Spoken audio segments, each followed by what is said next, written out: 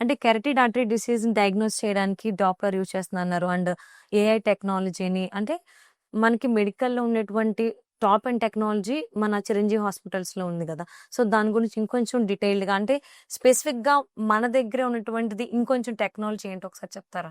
Yeah!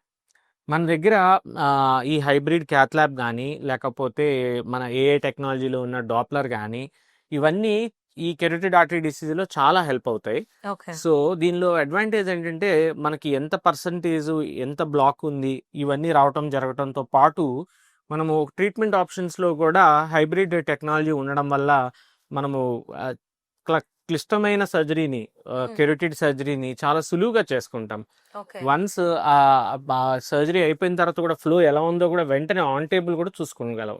హుహు. So ఈ advance technology వల్ల మనము ఈ టెక్నాలజీ చాలా అరుదుగా ఉంటుందమ్మా. మన ట్విన్ స్టేట్స్లోనే చాలా అరుదని చెప్పొచ్చు. ఈ టెక్నాలజీ వాడి కెరోటిడ్ డిసీజ్ ట్రీట్మెంట్ చేసే సెంటర్స్ చాలా అసలు లేవని కూడా చెప్పొచ్చు.